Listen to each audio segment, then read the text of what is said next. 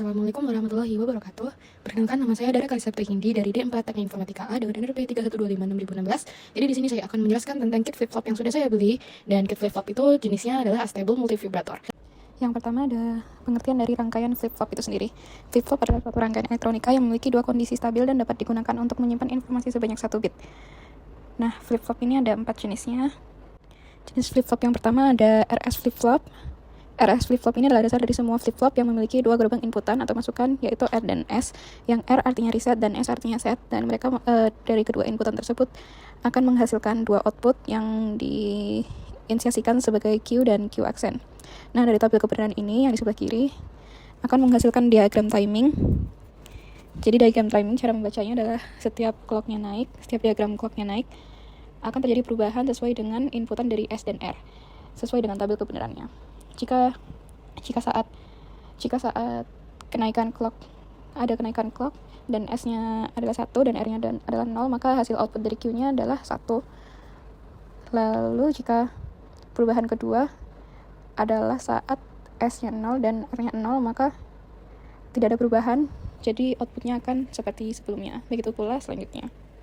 Selanjutnya adalah CK flip-flop. CK flip-flop ini nggak jauh dari acara flip-flop, cuma bedanya dia saat terjadi C sama K-nya ini sama-sama 1, dia tuh nggak bakal undefined kayak RS flip-flop. Dia tuh bakal tetap ada keluarannya itu adalah keadaan berlawanan dari output sebelumnya. Kurang lebih kalau sebelumnya itu bakalan sama aja, hasil output dari inputannya tuh bakal sama aja, cuma bedanya ada di jika keduanya sama-sama high atau 1, hasilnya itu akan menjadi keadaan berlawanan. Di flip-flop yang ketiga adalah D flip-flop. D ini nggak jauh dari SR juga. Perbedaannya adalah terletak pada inputan R. Pada D flip-flop, inputan R terlebih dahulu diberi gerbang NOT. Nah, di sini kan jadinya inputnya cuma ada 1, inputannya cuma D. Nah, jika D-nya high atau sama dengan 1 dan clock-nya juga 1, maka outputannya juga akan 1. Lalu selanjutnya adalah T flip-flop. Jenis yang terakhir, T flip-flop merupakan rangkaian flip-flop yang telah dibuat dengan menggunakan flip-flop CK, yang kedua inputannya dihubungkan menjadi 1, maka akan diperoleh flip-flop yang memiliki watak membalik output sebelumnya jika inputannya tinggi, dan outputnya akan tetap jika inputnya rendah. Di sini bisa dilihat di diagram timingnya.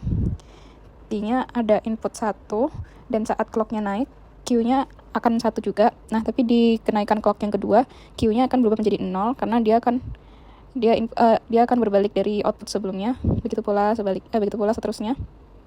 Meskipun T-nya tetap 1, tapi outputnya akan 1, 0, 1, 0, karena emang begitu sifat dari T flip-flop. Sekarang kita masuk ke kit flip-flop yang saya punya. Sesuai namanya, yaitu Astable Multivibrator. Jadi rangkaian flip-flop ini nggak memiliki nilai yang stabil. Rangkaian ini secara terus-menerus dan otomatis membalik dirinya sendiri dari satu keadaan ke keadaan yang lain tanpa ada input tertentu juga. Jadi dia tuh dari sejak baterainya dipasang, dia tuh langsung otomatis ke 1, lalu ke 0, 1 ke 0, sesuai dengan komponen yang sudah ada. Jadi selanjutnya di sini ada komponen yang sudah saya beli sesuai di kitnya. Jadi di sini ada 2 transistor. Nah, transistor ini berfungsi sebagai saklar elektronik otomatis yang bekerja secara bergantian. Jadi di sini kalau misal transistor pertama mati, lalu transistor kedua itu akan otomatis menyala, begitu pula sebaliknya. Nah, di komponen kedua ada 2 kapasitor. Di sini kapasitor itu berfungsi untuk menyimpan dan melepaskan muatan listrik. Jadi 2 kapasitor ini juga dia tuh mengikuti transistornya. Kalau misal transistor pertama mati, berarti kapasitor yang pertama juga akan mati. Lalu selanjutnya ada 2 resistor, sama juga nanti dia bergantian nyala matinya sesuai dengan transistor yang aktif nantinya. Nah, resistor ini berfungsi sebagai membatasi arus yang mengalir. Jadi biar dia nggak overload dalam menyalurkan arus listrik. Lalu selanjutnya ada 4 LED di sini sebagai indikator visual, namun 4 LED ini akan dibagi 2, jadi 2 merah dan 2 hijau. Nah, nanti 2 merah ini akan menyalanya bersamaan dan 2 hijaunya akan menyala bersamaan. Nah, kalau misal 2 merah nyala, 2 hijau akan mati, sesuai dengan transistor yang nyala juga. Berikutnya ada baterai 9 volt, ini sebagai power agar arusnya bisa tersalurkan, agar bisa jalan. Lalu selanjutnya saya akan menjelaskan tentang cara kerjanya secara elektronik, jadi secara kelistrikannya. Nah, yang pertama, di sini transistor akan menyala. Di sini saya menulisnya Q1, tapi di kitnya tertulis TR1 yang artinya transistor 1, sama saja. Nah, transistor 1 ini akan menyala. Nah, transistor 1 jika menyala, dia akan otomatis menyalakan LED 1 dan 2 yang berwarna merah. Dan karena transistor 1 ini menyala, otomatis transistor kedua itu akan mati.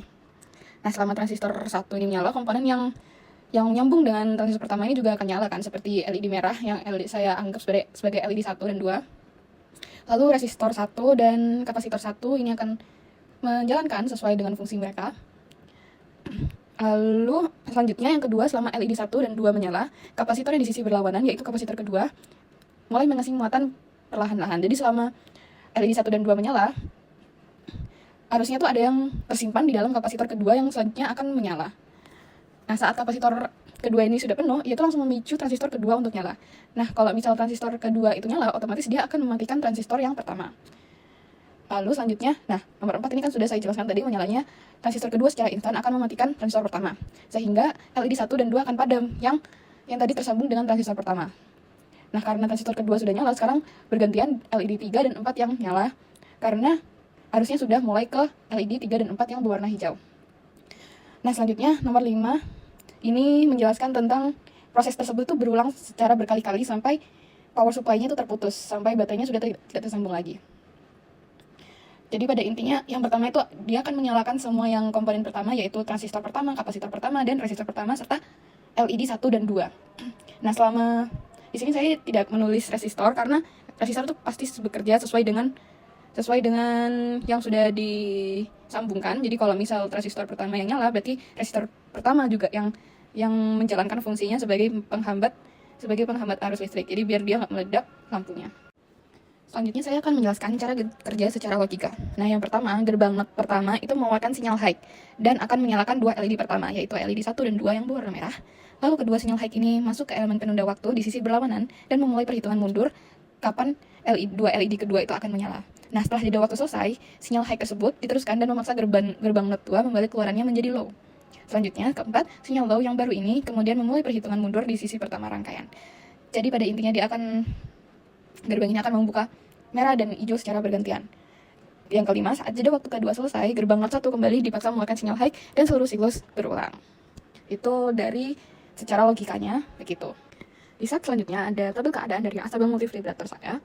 Jadi astable multivibrator ini kan nggak memiliki nilai yang stabil, nggak memiliki keadaan yang stabil. Maka dari itu dia tuh nggak memiliki tabel kebenarannya secara yang kayak flip-flop kayak biasanya. Karena dia perilakunya yang selalu berosilasi ditentukan oleh waktu, bukan oleh input logika statis, sehingga lebih akurat jika dijelaskan menggunakan tabel urutan keadaan.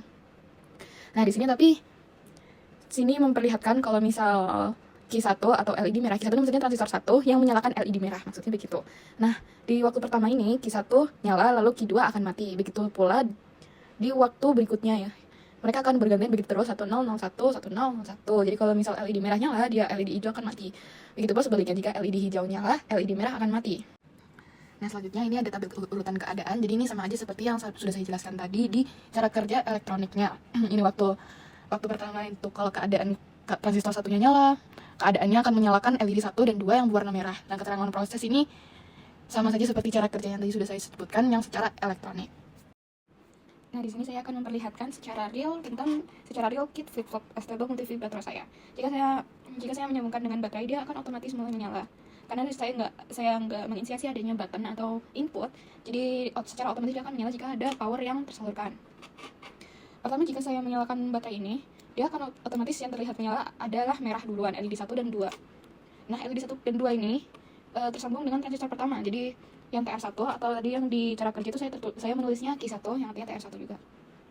Nah, TR1 ini memperlihatkan keadaan saat TR1 itu menyala dan otomatis dia akan mematikan TR2. Nah, TR2 ini kan gak nyala, otomatis dia terbukti dengan tidak menyalanya LED hijau. Selanjutnya, di keadaan kedua yaitu LED hijau, yaitu LED 3 dan 4 menyala. Nah, LED 3 dan 4 menyala, berarti dia tuh transistor yang nyala adalah transistor kedua, karena LED 3 dan 4 itu tersambung dengan transistor kedua. Karena di sini kan terlihatnya itu sangat cepat.